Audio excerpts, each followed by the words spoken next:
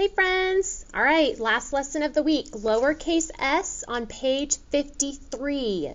Okay, we're doing the same exact stroke and form as yesterday with the uppercase S. The only difference is this one is going to stay under that dotted line, okay? It's got to be short. If you make them tall, it's going to look like an uppercase S. Okay, but it's the exact same stroke. So if you mastered it yesterday, you should have it down today.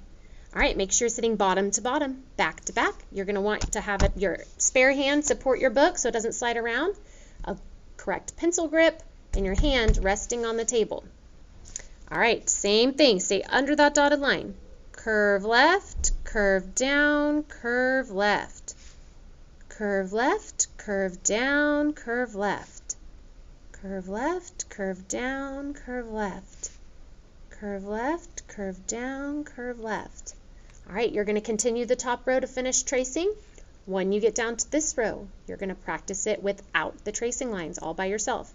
Just like the uppercase S, the dot is pointed down. It's set just below that line because it wants you to go up to the line, down to the red.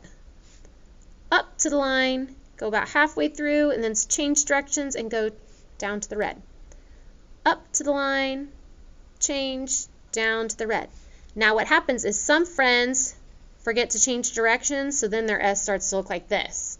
And that is not in the right space. So you got to make sure to change directions pretty quickly so that it stays in between the dotted line and the red line.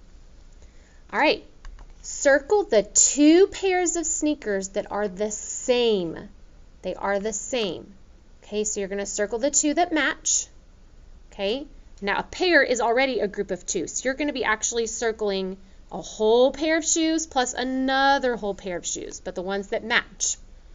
Then it says count all the sneakers. So you're going to count them one by ones. 1, 2, 3, 4, and so on. And write the numeral, write the number right here in this space. At the bottom, write the lowercase s to complete each word. So I'm going to make a lowercase s on that black line. I'm going to do my best to stay between the dotted line and that red line.